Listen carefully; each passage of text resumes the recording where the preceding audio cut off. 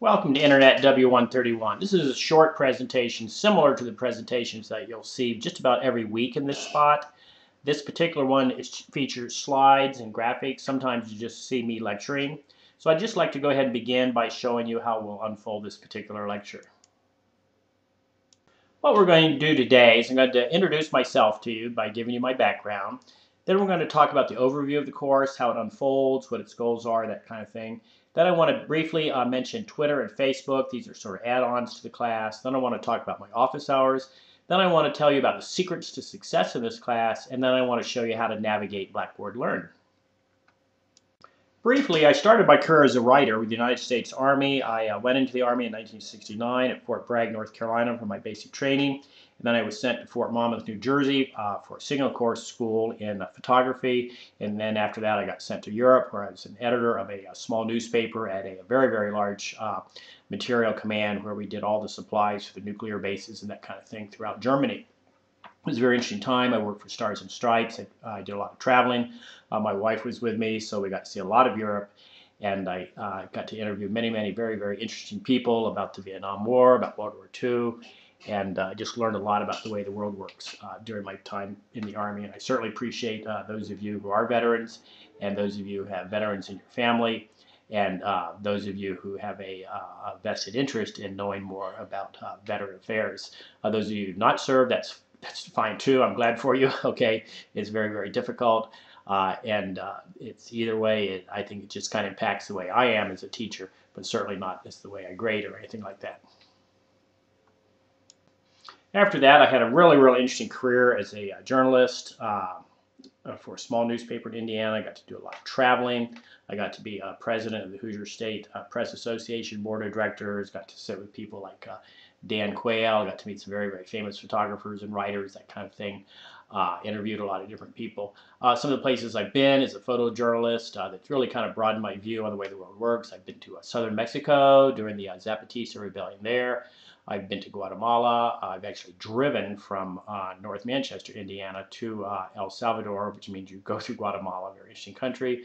I've spent time in El Salvador immediately following the Civil War there, and then I spent quite a bit of time in Nicaragua, particularly during the Contra War there. So once again, that affects my worldviews, the traveling that I've done. It affects my critical thinking skills by actually seeing firsthand the way things work and getting firsthand knowledge of things and understanding the importance of research, some of which you do yourself right on the ground.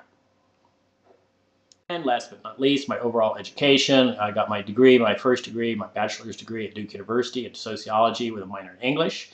And then later on, I went back to graduate school after I finished my career in journalism, went to IPFW, and I actually loved being in graduate school at IPFW, had excellent instructors in the English department. Still admire them and very, very pleased to be a continuing lecturer with the English department because I think IPFW is a terrific school. So I got my MA in composition theory and American literature, so I feel really, really qualified to teach these courses, teach W131. I've been teaching W131 since 2000, okay, and I've been teaching it online since I think, I want to say 2003. Been teaching online since then.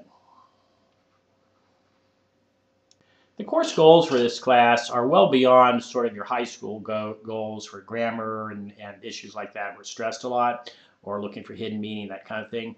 In college, you spend more time with critical thinking skills. Not that you didn't do that in high school, I'm sure that you did. Critical reading skills, good communication skills, and writing and presenting supported positions. And what all this means is that it's designed to help you become a more fully actualized citizen, a more fully actualized significant other, a more fully actualized parent, that kind of thing, where you're in charge of making your own decisions because you know how to find the good knowledge that helps you make good decisions, okay? And it's not so much about thinking outside the box, it's about thinking beyond the box, all right? It's about getting experience firsthand, it's about knowing where to look for information, knowing how to analyze information, and then, of course, how to present that analysis. So you'll hear me in this course talking a lot about critical thinking. You'll hear me a lot talking a lot about research. You'll hear me talking a lot about supported positions, all right? Everybody has an opinion, and therefore opinions aren't worth anything. But when you come to supported position, where you've done the research, where you've had the experience to arrive at a position that's fully supported by the way the world really works, then that's something valuable that you have to offer, and we call that analysis. We call that presenting supported positions. Your opinion actually has value in that case. A mere opinion just based on what you've heard somebody else says or just where you quickly make up your mind, that doesn't have any value. So this course is all about teaching you kind of like value-added thinking. W131, the way I teach it and the way several others in the department teach it, is comprised of 4 units. And the first unit is called Getting Started with Genres. I introduce you to some new terms. And primarily we work on a PowerPoint presentation where you introduce yourself to the class through PowerPoint. And this builds some very, very important presentational skills and builds some organization skills. And of course it builds some communication skills.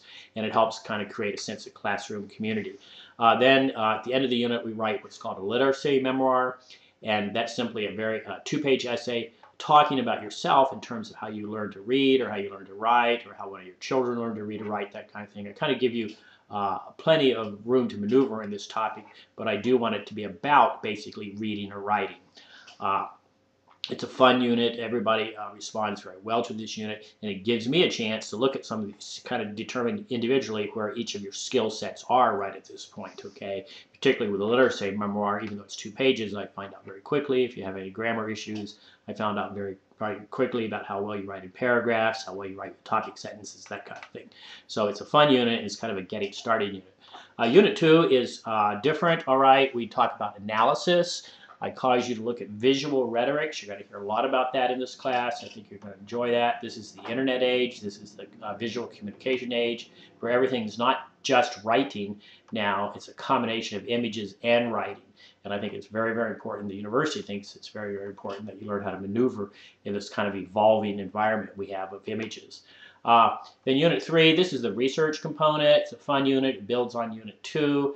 You get to you get to decide, not kind of, you do get to decide, you want to write a traditional research paper, you want to do another very intense PowerPoint presentation, or you want to put together a blog. I give you some choices. It's a big project, it's a big unit, counts for a lot, and there's a lot of steps to it, but basically you're going to be doing library research about the material that you covered in Unit 2.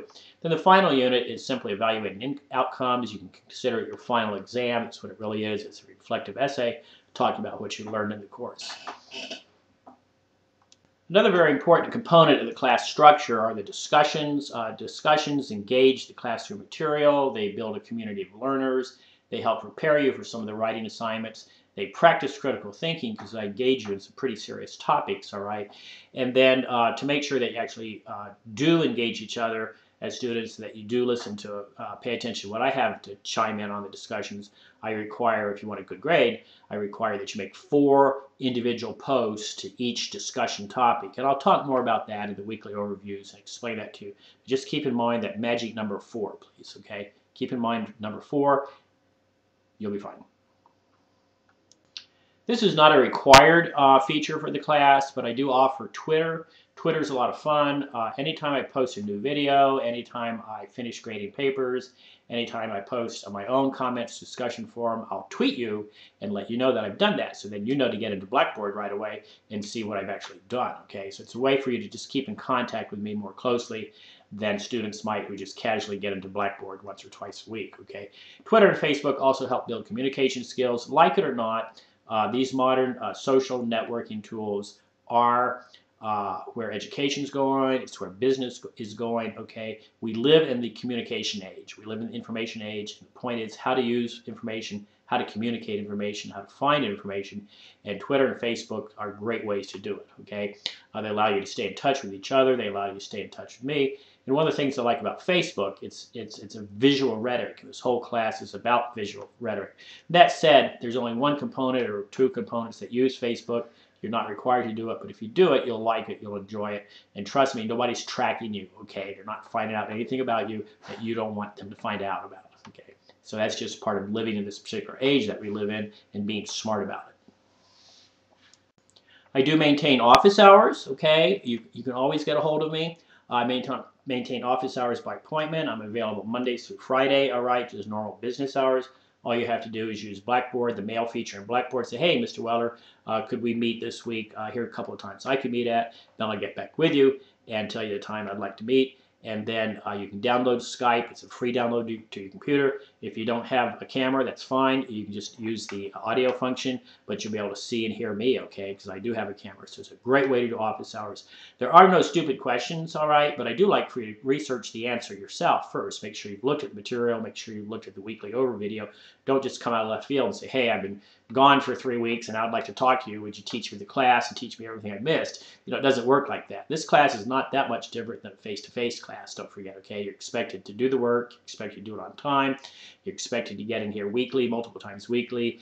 You're expected not to fall behind, all right? So, but I am here to help you with kind of the strategic questions. If you want to brainstorm something with me, that kind of thing, then please do visit with me in Skype. As I say, you don't need a camera. And if you'll look on the office hours button to the left of the page, you'll see that you just click there and that gives you all the details on how to deal with Skype and that kind of thing. Okay, here are the secrets to success. Treat this as a Tuesday-Thursday class, okay? Make sure you're spending at least 2.5 hours a week noodling around in Blackboard, doing the readings, doing the discussions, listening to the lectures, taking some of the interactive quizzes, that kind of thing. Make sure you're doing the work all week long. Do not wait until Sunday or Monday evening to do the work. You'll fail. You really will, okay? So make sure you're treating this as a regular class. I say Tuesday-Thursday class because your assignments are due on Monday nights with a grace period till 9 a.m. Tuesday morning, just like you're going to walk into class Tuesday morning with your paper or prepare to do the discussions, whatever, okay? The other secret of the class is don't be late. You know, I get so tired of excuses about being late, that kind of thing. I can tell who's pulling my chain, that kind of stuff. It only hurts you, all right? It doesn't help you, it hurts you. I guarantee you this course is very carefully sequenced. It's very fast moving. If you fall behind, the only person that's going to get hurt is you, all right? And sure, you can beg me for mercy, that's fine, but it's going to keep you from learning the material that it takes to get an A in the class. So if you fall behind, don't expect an A in this class. It's bottom line, okay? Get your work in on time. As you know, if you've looked at the syllabus by now, I don't accept late work unless there's an emergency situation, all right? And even in that case, you might be falling behind. So I can't help you get a good grade if you fall behind. That's how it works. So please treat this as you would a face-to-face class. Get into Blackboard multiple times weekly. And I should tell you, Blackboard tracks you, okay? I know how many hours a week you work in here. I know how many times you access the course. I know how many times you access the lectures, that kind of stuff. Make sure you're doing the work. I don't grade you on your class on this feature that Blackboard does, but if you're getting a poor grade, I can tell why, all right? You don't get poor grades in this class because, you know, I grade you down. You get poor grades in this class because you don't do the work, you don't learn the material, and it shows up in your assignments, all right? It really isn't rocket science. Okay, the way to navigate the class is to spend a lot of time in the course menu on the left-hand side of the Blackboard Learn homepage for this class, all right? And what you'll see, first of all, this is the very first thing you should do, is you should click on the syllabus menu there and print a copy out of the syllabus and make sure you read it, make sure you understand it, make sure you understand the policies. It's only 3 pages long, okay? So keep that as your classroom Bible, all right? Then, if you look at the course calendar, you can print that out, and that gives you all the due dates, all right? Then you can click on the left, you'll see where it says Twitter feed. That'll give you information about following me on Twitter. Please follow me on Twitter. It's a lot of fun, okay? If you don't have a mobile phone, whatever, that's fine. Just set it up on your computer, and you'll still get the alerts and that kind of thing, all right?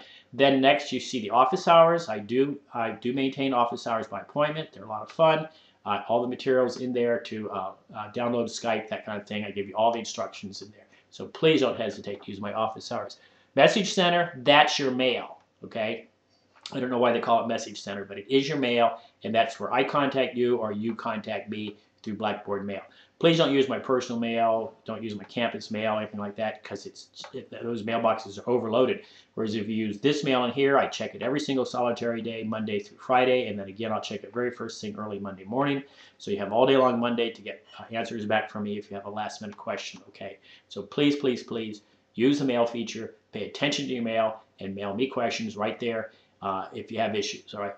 Then after that, you'll see the discussions. Now, there are 2 ways to get into discussions. And frankly, the best way is to get into it through the unit learning modules, which I'll get into in a minute, all right? But you can go to that discussion link that you see on the left, and that gives you the entire overview for all the discussions, all right? But this discussions are sequenced, and obviously they're not all due at the same time. So that's why I say you should get into them through the learning module. The next button down is the content overview. That gives you the overview of the whole class. It's like a tree. It gives you this tree view of the entire class, everything at once. Okay. But the easiest thing to do is just click on like Unit 1. That's where we're starting, and I give you the ending date there. All right. And then when we're done there, then you click on Unit 2, Unit 3, Unit 4. So all the material is right there in those 4 buttons: Unit 1, Unit 2, Unit 3, Unit 4. So stick with Unit 1 first, and you'll be in good shape. Okay, I'm going to get to that in a minute. But you navigate the class through this menu item on the left, these blue menu bars. Okay, if you click on the Content Overview button, what you see is the entire class at once. And each one of these is a learning module, and it gives you the particular details for that module. Now, this is a generic lecture that I'm presenting here, so obviously the due dates are going to be changing semester to semester, but the content's the same, okay? So that is your content overview, and then you could click on any individual one of those. That would be all the learning material for that particular unit, all right? This is the same. It's a different view, but it's the same as if you were in that blue menu on the left, going down through it, clicking on each different learning module there. I'm going to show you that now. Okay, last but not least, this is the last slide. This is the class. This is Unit 1 right here. Everything you see there is a link. Okay, so if you clicked on the Unit 1 blue button, all right, this is what you'd see. This would jump up at you, all right? Every single one of those is a link, and you need to follow those. You need to know what's in them right away, and then you need to sort of follow them in order, but I've grouped them. It's not like you say, well, I'll do a third of them this week, a third of them next week, or whatever. You can't do that because some of the assignments are due. So it's like you have to know really what's in all of those, and then you have to come back and study them or actually work on them at a later date. Now, what I'll do is every week I'll present a new lecture like this. Most likely you'll just see me, okay, and I'll talk you through some of this material. So, but to begin with, you need to be going through the Unit 1 learning module, and you need to understand what's there, all right? And then please make sure you're reading my email this week, because I'll send you some reminders and that kind of thing. So please, enjoy the course. If you have questions, I've already explained to you how to get a hold of me.